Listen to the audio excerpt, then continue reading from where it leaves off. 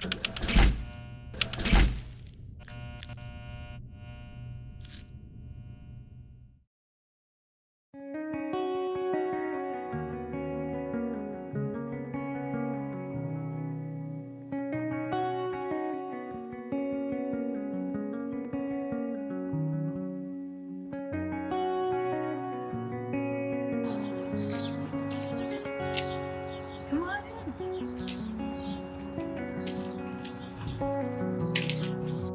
Hey everyone, welcome back to this next episode of the Foundry Cast. We're back on location here in Rentham, Massachusetts at Strok Design, an interior design firm. And we're here with the owner, Shawn Strok. Hi, Shawn. Hi, how's it going? I'm great. How are you? Fantastic. Thanks for having us. Thanks for having me. Of course. Of course. We appreciate the time. Before we get into things, I want to remember everyone watching, hit that like button underneath the window. And more importantly, tell us what you like in the comments. And always be sure to follow our Foundry channel. We don't want you missing out on any of the future videos coming out. So, Shawn, tell us a little bit about Strok Design and what you have going on here in the studio. Well, we're here in Rentham, Massachusetts, and kind of started out as a basic design company and have grown into renovations and whole house design with architects and builders and stuff like that. So we kind of do a little bit of decorating and a whole lot of renovating these days. I love that we're able to be here, and this isn't the first time we've come to visit. I always enjoy coming to visit because you have an awesome space here to meet with clients and kind of brainstorm ideas and make it real for them. Yeah, we do. We have a fantastic space here because Ferrari and Company is my landlord, and they put this together as a really unique space. And when I came to look at it, I just knew that this was home for me. Yeah. It's beautifully designed. We have a kitchen, a beautiful bathroom, and a beautiful conference room that we're able to bring our clients to, show them on the big screen their designs, help them sort through all my design boards. And we do a lot of work right here when we're planning a design, especially renovations. We do a lot of in-home consultation because it's really important for people to see the fabrics and just all the different things in their own space and their own lighting. Of course. But this, especially when we're doing a big project, this is a great space to just help them come away from home, away from the kids, away from the pets and the phone and everything else, and really focus on what it is that they want to do for their project, and for me to cast my vision for them. Yeah, sometimes you got to get away from the noise and let the creative process do its thing. Yes. How long have you been in this location? A year. Okay. Yeah. Great. Not quite a year, actually. Awesome. Yeah. Awesome. Now, so like you said, you didn't always start here, and you didn't always start with Strok Design. Correct. So we'd love to hear a little bit about your story. Let's go in the time machine to where you started. How did you get your start in this field? Well, I really got my start in the fashion business down in New York City. And, just as a young person, I thought I was into fashion. And when I got into that industry in 7th Avenue and everything like that, it was a pretty hardcore, fun thing to be able to do when I was in my 20s. But I realized that as I got older, I might want a different lifestyle. In my travels through my career on 7th Avenue, I ended up in the interiors market selling fabric designs. And so I noticed that it was a much calmer environment. Yeah. And it really spoke to me. And after having my first apartment and stuff like that, I really felt like, wow, home is really what I'm more passionate about than fashion itself. Okay. And so the fashion of the home was where I wanted to start to go towards. After that, I took a job as a space designer for a closet and cabinet company, and learned how to space design and also sell on the spot in people's homes through Westchester County in New York City. Sure. Okay. Now, that's all before you really got into business ownership. Correct. What kind of pushed you to, that's a big leap that we all have to face at some point. What kind of pushed you to say, I'm now ready to do a little bit more, to take on more responsibility, and I want to own my own thing? Well, that closet and cabinetry company was my sort of first step to even see if I liked working with people in their homes, because it's very different from working in an office Yeah. situation. Yeah. And so after I realized that I really enjoyed it and I was good at it, I started to hone my craft just really in my own home. I would learn anything I could. I read all the magazines, I read all the books. And back then there was no internet. So, you just would get your hands on anything that you could. You bought a lot of books. You went to the library. There weren't even really a lot of HGTV shows at that time. Sure. Yeah. And so, fast forward, I had 2 children. We moved up here to Massachusetts from down in the New York metropolitan area, and we started to renovate our home. Mhm. And as I was going through that process, I picked up a bunch of vendors around this area. We did some substantial renovations to the home. And of course, I picked everything, and all the vendors would be like, wow, this is going to be great. We haven't done anything like this. This is awesome. And one of my vendors, especially that I worked with a lot, was a floor and window company. And one day she's like in the business for a long time. And she's like, kid, you got an eye. You should be in the business. And I remember saying to her, "Oh, I'm going to be," Yeah. but I had no idea how I was going to get in. Sure. And so she said, "Well, you let me know, and I will help you." And she's like, "We'll sell you." She had fabrics. They had custom shades, and then they had all the flooring and stuff. So she's like, "You just let me know if you want to get started, and I'll get you started with the stuff that I have."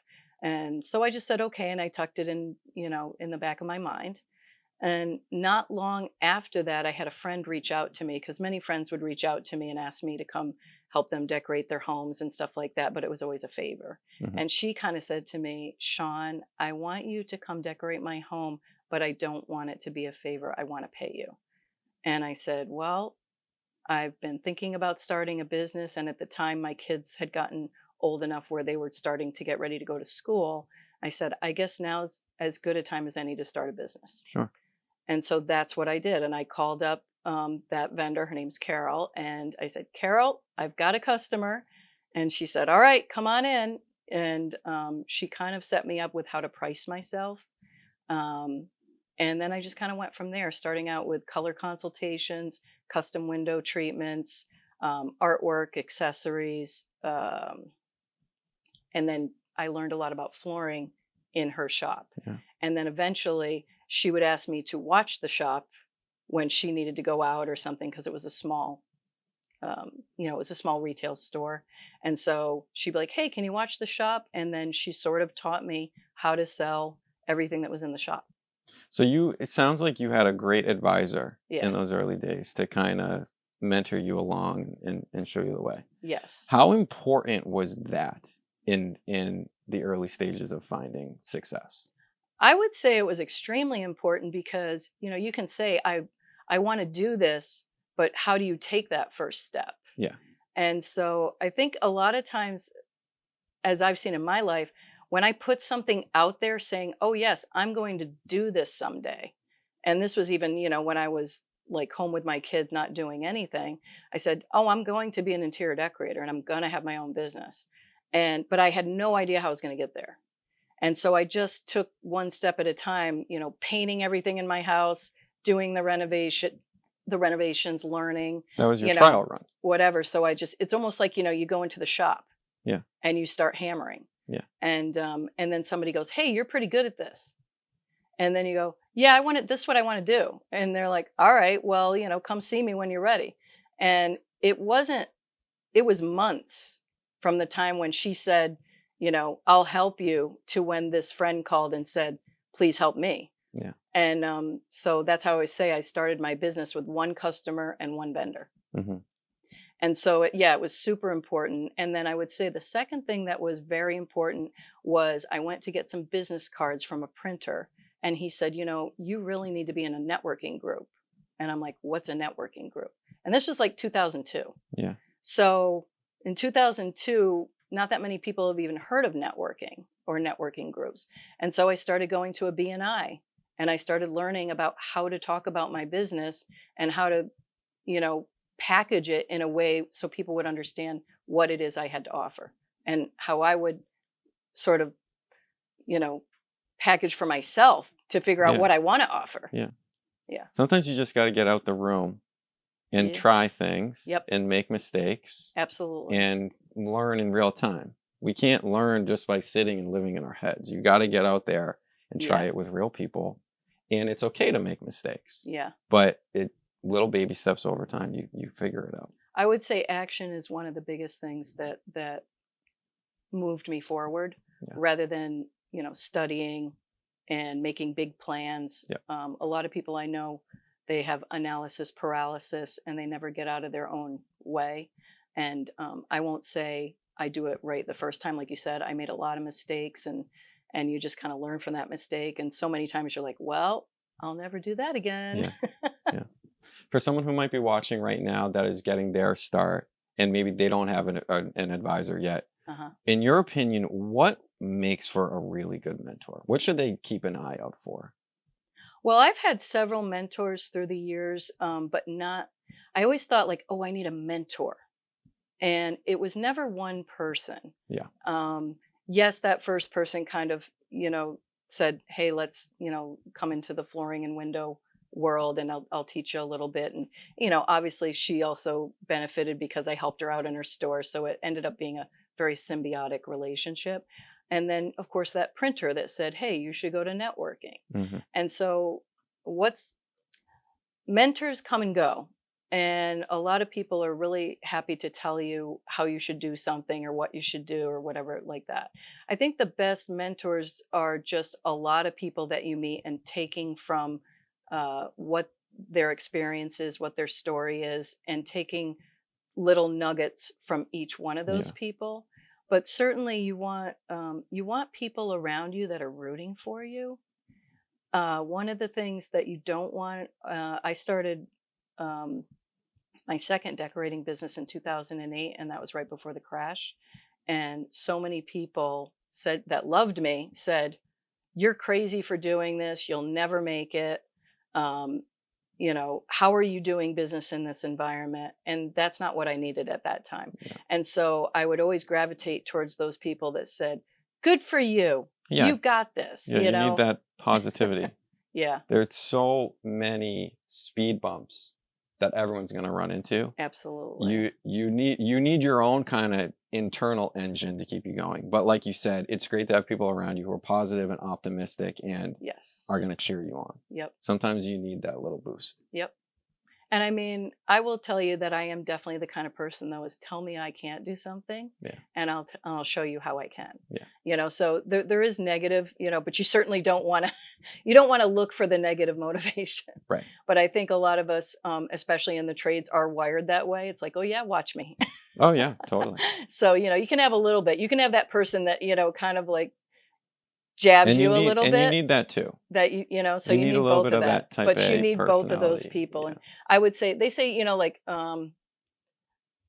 you know, like your cheerleaders or your coaches, you know, somebody that's like a coach that says, "Yeah, you can do this. I believe you can do this, and you know, you go get them. And if you need help or you run into an obstacle, come back and ask me, and I'll help you with that." Yeah. Yeah. That's a great resource. Yeah. So let's shift gears for a second. Yep. Tell us a little bit about interior design. I'm a complete novice. Yeah. So if a client comes in, what should they expect their experience to be with Strok Design?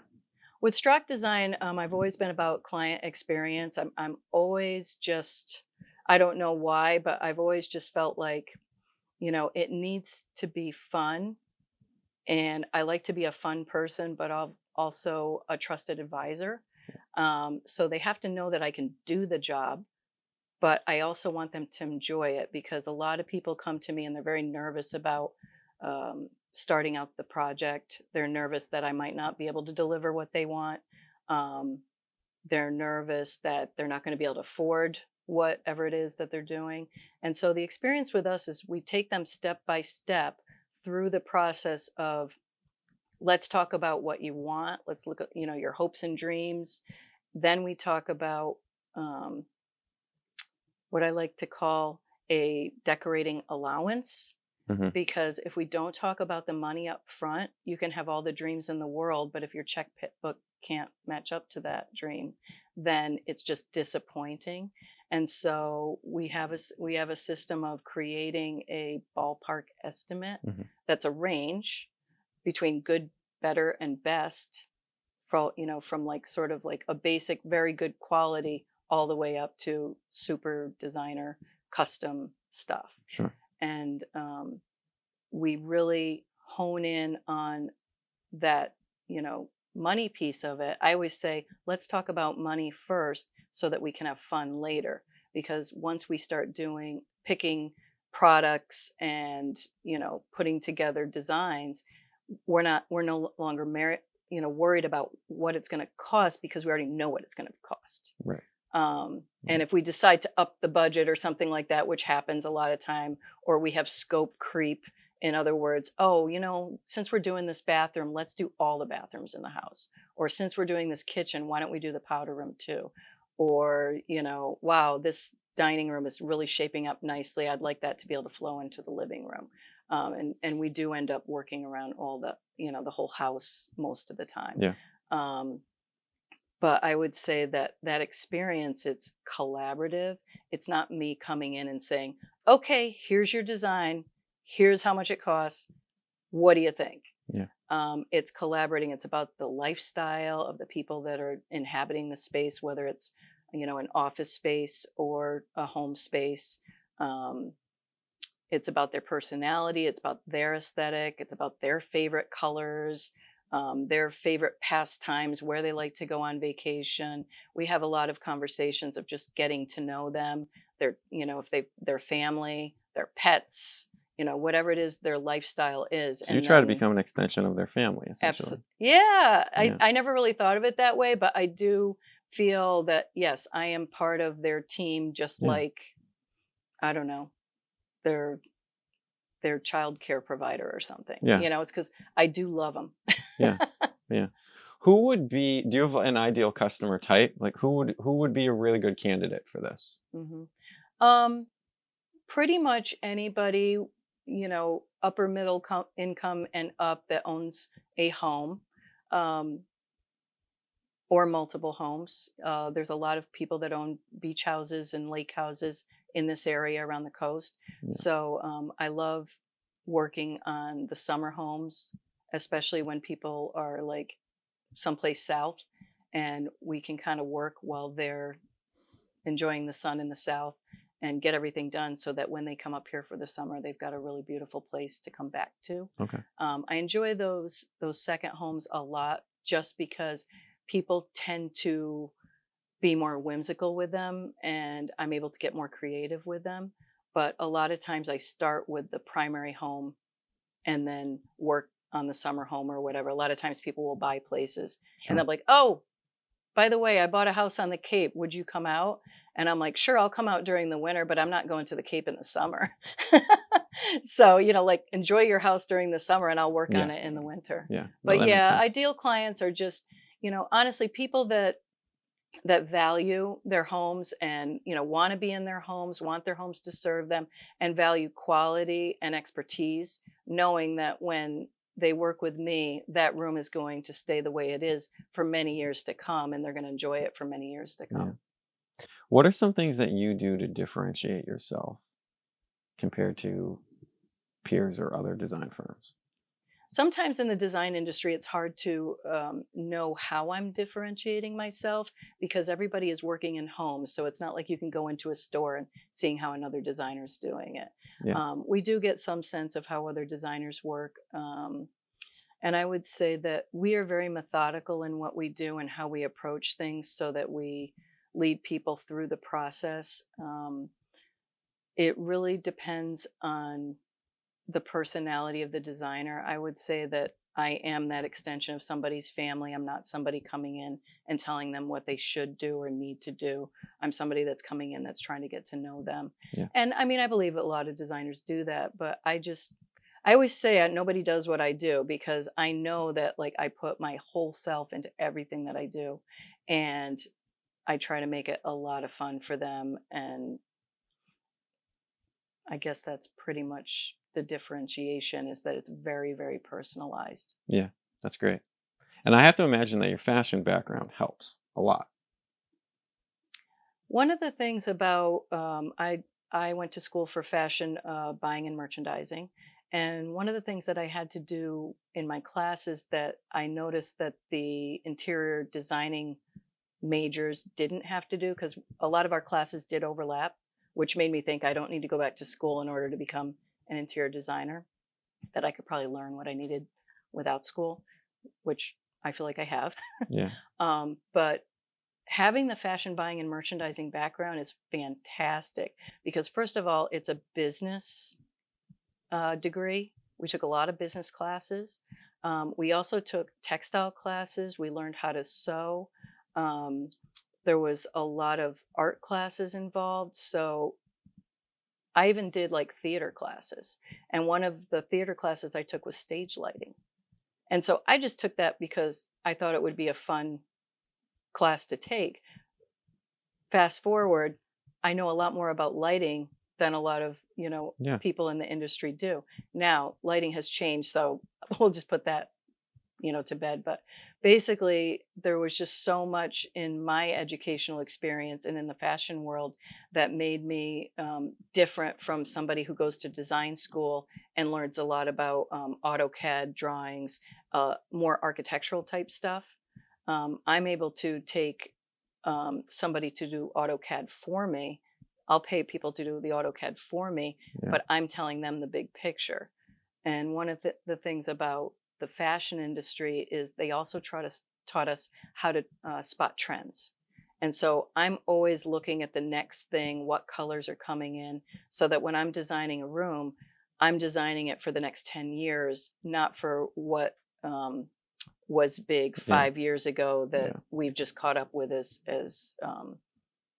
what like consumers, right? One of the biggest things I would say is, okay, the color gray. The color gray has been put on walls now for probably about 15 years, but a lot of people will still have me in their homes and they'll say, "Well, should we just do gray walls?" And I'm like, we could do some gray, but this is the We're trend ready for a going shift. Yeah, forward. yeah, Things are now moving into a warmer colors, and mixing grays with kind of like sandy colors and stuff like that. So, I'm always sort of like hopefully one step or five steps ahead of my client. yeah, And so that they know that when they put something in their home, it's not going to look dated in a year. yeah. So your fashion training and background, it sounds like, has really allowed you to bring in a human element Absolutely. that And some I other didn't, people maybe don't it, have. maybe, I don't know. That's why I say maybe, I don't Yeah, know. yeah, So we all come to it with, whatever our experiences are. And so that's just my experience. And so, and it works, yeah, it works. And it's so funny when people will just even go like into a store and shop for clothing. And they're like, Shawn, I saw that like, pale pink that you talked about. I'm seeing it all over the place now. And she's like, so glad that I got that pillow yeah, or whatever, that brought in that color that is now so fashionable. yeah. So, So that's the design piece, kind of like the customer centric piece. Let's talk about the business side of things. mhm, So you're a one person business. mhm. This is everything behind the scenes that has to happen to keep the lights on. And it's not always sexy, like scheduling, invoicing, So not paying the sexy. bills, all those things, right? Yes. How do you manage that part of your business? Because I think that's an area where people run into so much difficulty and it's so foreign to them when they get their Yes. start, but it's critical to your success. So, Absolutely. how do you manage that as one person? Well, as one person now, I'm really not one person. One of the things that technology has allowed us to do is, Zoom calls and so many software programs that make things so much faster and easier for us. So I have a wonderful bookkeeper. I have QuickBooks Online, and my QuickBooks Online flows from my bank account and my Yeah, credit card. And so all of my transactions flow right into it.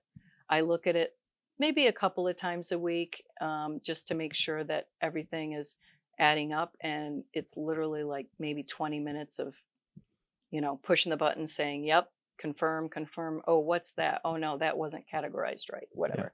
And then the other tool that I have is something called House Pro, and it takes me from the original lead. It inputs all, all the information for the lead, and then I convert them to a client when they're ready to go. Um, I source materials and I'm able to put them right into it very easily. There's like a project clipper Yeah. that puts like all the information in. Um, I have mood boards in there, and then everything goes right into a proposal. I can send the proposal to the client, and they can literally toggle and click approve or decline per item. And then anything that they approve, I can push one button and it becomes an invoice. And then I send out all my orders Yeah. straight from there. Oh, so it really does everything. Oh, it really does. It flows right through. And that was one of my biggest things when I first started out, because there was nothing like that. And everything was being done over and over and over again. And I kept saying, I keep doing the same work over and over again. And there's got to be something better. Yeah. So I was one of the first people to kind of go with that program when they first, and it's probably been about 5 years now Yeah. that I've been with that program. And it has just absolutely transformed my business, because I did used to have an assistant, and I seriously no longer need an assistant because all of that work is being done.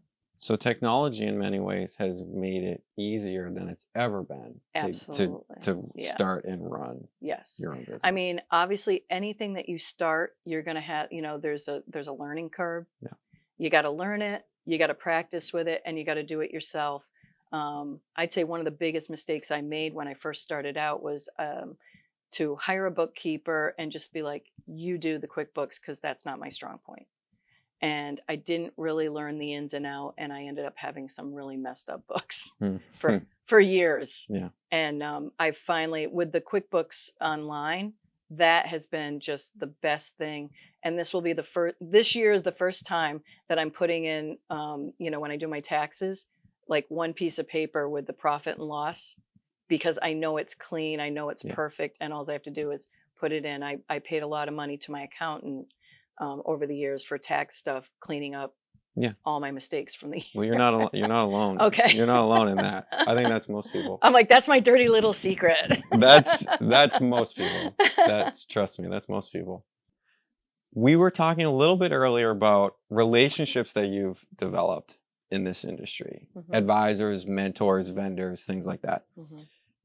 I want to go back there. Let's talk a little bit about the broader industry and where interior design fits in. It's one vertical of many. Correct. With general contractors, realtors, trade groups, industry groups. Do you mind talking a little bit about how you build relationships across that entire chain and how that benefits you? I feel like there's a couple of different ways that I built relationships. One of them, of course, is through networking. I spend a good amount of time going to networking meetings and general networking meetings. When I first started out, I wasn't able to do a ton of it because I had little kids at home and I didn't feel like I could be out at night. But I did always have two that I had identified. And one was specifically a women's group for me. And then the other one was a general wealth and home management specific group.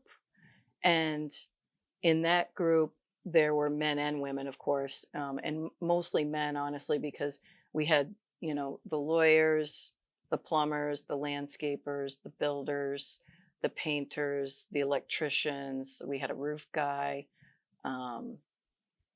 realtor.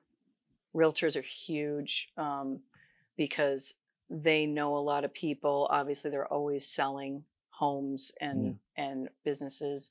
And so to really get to know them is a great idea, because once they know, like, and trust you, they're going to call you and refer you all the time. Yeah. And I've built that up over several years. It took a lot of time because I think I'm a designer. It's a little different from if I was an electrician. Sure. If you're an electrician, they're like, he does electric. But with designing, it's a little bit different. And so the networking was huge for me to just go in there and not be looking necessarily for work, but looking to create relationships and to also see how I might be able to help them. Yeah. Because one of the big things, Yeah. and we have to all work really well together. So if I know them, I trust them, and they know me and trust me, we become this design build team, architects as well. Um, we become this design build team without having to have a design build company Right. with a bunch of employees Yeah. and like a big structure. That's a big cost structure that you get to avoid. Yes, yes. Yeah. And so I've realized that in the new business environment that really has only emerged over the last few years, the word collaboration Yeah. is huge. And I've just realized that's why I've decided I'm not going to hire an assistant again, because right now I can get a virtual assistant if I really need somebody to pick up the slack. Um, I work with, all these people, and we love working together. And every time we get to work together, it's like, yay, we get to work together and we're going to make this awesome. And we're all going to have, this something for our portfolio that's going to look fantastic. And the collaboration just makes it better and better. Yeah. And so I love working with all the trades that are passionate about what they do and want to do a great job, because we know that not only is it going to be fun doing what we're doing, our clients are going to be happy, and we're going to make money. Yeah. So there's a theme here. We've hit on a few things where the trade space, like you said, is rapidly evolving Hmm. over the last few years. Hmm. So for anyone watching, if you're sitting here saying my business isn't growing, or I've kind of hit a speed bump and I got to figure out how to get past that, keep in mind that the way of working has changed. We talked Yes. about the use of the technology tools, Hmm. use of virtual assistants instead of needing to have someone in person. And then this um, theme of collaboration where it's not enough to be an interior designer just working with design vendors and textile vendors and whoever else. You need the realtors, you need the electricians, the plumber. Those are the influencers Hmm. who can broaden your reach and bring in leads that you otherwise would never have found. Hmm. That's the new way of working, it sounds like. Yeah, and I'm actually finding that I'm bringing in leads for them that they never realized It's a that two-way they would street. get. Yeah. Because a lot of times in the past, when I first started my decorating business, I would go in and, we'd be doing the normal things that you would put in a room. But I would never be suggesting, like, hey, we should do some built-ins there, or maybe we should do a new floor, or, maybe we want to renovate this room, or maybe we want to punch that wall out. And now that I have this group of trusted, people that I'm working with, I call them up all the time. I say, I'm going to be looking at something and I think I might need you. And a lot of times they'll be like, can I come with? Yeah. And we'll look at a project together, two or three of us, and say, okay, these are the things, that we think we can do. And it always ends up being a bigger project than what the client originally thought they wanted to do. But they're also pleasantly surprised that it's sort of one-stop shopping and they Yeah. don't have to figure out what they're going to do. And their project's going to come out more like the picture that they looked at online than just one piece of it. Yeah. So through that collaboration, it's clear that the best thing for the customer, it's not just picking out colors and furniture and trying to appoint a room. It's you're part of the architectural process. Yes. You're part of the contracting Yes. process. You're part of the build process. Correct. That's how you get the best product to the Absolutely. customer. Oh, absolutely. Without a doubt, and I'll tell you why, because the architecture of the homes in this area, like Rentham, Franklin, Metro West area, a lot of them were built, 60s, 70s, 80s, 90s, and that was not the dawn of architecture. Yeah. A lot of them are very much the same. They're kind of boring colonials, that were just stacked up one after the other, and so they look, they're very plain. And so the things that we can do in those houses to make them architecturally exciting really changes the game so that you don't have to like knock it down and build a new house Yeah. to get like a cool Yeah. architecture. So in that regard, when you talk about design, it is true design. It's not decoration. It's home design. Home Room design, yeah. room Yeah. room layout, Yeah. floor planning. Where does that wall belong? Where Hmm. does that backsplash belong? Yeah. That's a fundamentally different process that I think a lot of customers don't realize. Yeah, I think a lot of people think that interior decorators or interior designers just kind of like pick out a bunch of fabric swatches Where and do I put the plant? yeah, Yeah. yeah. And it really is, I'll tell you what it is project management with flair. Right. Right. Yeah. Yeah. That's great. So that's how you're finding leads and through that collaboration process, you're expanding your network. What other means of marketing do you use? Do you do email marketing or social media or anything like that? I do social media, and sometimes I'm really good at it, and other times I'm not. I've been through different periods. I've done a lot of trainings back in, I think, 2008, 2009.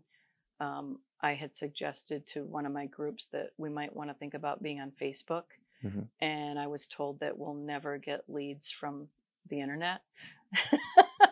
And I said, "Well, I think I might make a profile That's anyway." changed a little bit. Yeah. That's changed a little bit. And so, through Women's Success Network, we would have a speaker every month. And I was on the board for several years. And so we were always trying to get speakers in that would help us to learn all the stuff about, whether it was Facebook or LinkedIn, and now Instagram. I took an Instagram boot camp about a year and a half ago, just even learning how to post on Instagram. I have hired people to do Instagram for me. Yeah. Um, I feel like it, I won't say the money was wasted, but I didn't really get what I needed out of it. But I guess I learned in the process. Why is Um, that? What weren't you getting? cause, because the people that I was, working with, it was still emerging for them as well, because I seem to always be at the beginning of these trends. And so I said, my followers haven't picked up. Like I'm not getting a lot of new followers. And she was kind of like, oh, I didn't realize that was the goal. And I was kind of like, oh, I guess I didn't realize that that was not always the goal. Yeah. And so she was focused on, this cool content, that was kind of fun and cute, but it didn't get a lot of followers. And so after we took the boot camp, I started doing my own, um, basically, figuring out, what Instagram is looking for and how you're going to get put up to the top of, the searches and things like that. Hmm. So I started doing that and I got a lot more followers. Okay. I still don't have a huge following, but the way that I use Instagram and Facebook and LinkedIn, I try to keep a profile and some meaningful content that kind of shows who I am, what it's like to work with me, and some of the things that I'm doing, some like behind the scenes type stuff. I don't get real slick or glossy with it because honestly, I don't really have the time for Yeah. it. But I have a good search engine optimization person that makes sure that, when someone is searching for my services, they're going to find me. And so when they find me, then they might go look at me on social media and say, okay, Right. she's legit. Okay, I want this person in my house. Let's call her. Yeah. And I will tell you that many times I'll get a text or an email that says, hey, Shawn, let's make an appointment. Mary. And I'll be like, oh, and so I'll send an email back and I'll say, have I met you before? I am so sorry. I don't remember. And they say, oh no, I stalked you on Yeah. Instagram. And so they've already feel like they know me so that when I walk into their house for the first time, they're like, hey, come on in. It's a mess. It's okay. Yeah, so all those touch points tie together Correct. and they know how to search for you and find you. But then through social media, they really get to know They get to you. know me a They little bit. feel like you have a relationship before you even met in person. Yes, they do. And then with the Yeah. collaborations that you have in the industry, that's how you really bring them the best product. Well, and I think, one of the things that we do with our networking partners is we try to like and share Yeah. and comment on each other's stuff. And so we really are very tight. You know, I have two groups right now too, and we're all just very very tight. We just love and adore each other. We respect each other, and we're always learning from each other. And just again, like I said, always excited when we can work together or give each other opportunities. Yeah. So it's really become this community Yeah. of business owners that really are there for each other, supporting each other, and but it's not an environment of, well, what did I get last week Yeah. or last month? It's like you kind of don't worry about that because when you're putting out good work, you're immediately going to get called back, and maybe, especially with my realtors, maybe I don't have an opportunity to, give them a house to sell every month, but I introduce them to people, that maybe can help them fix up a house, Yeah.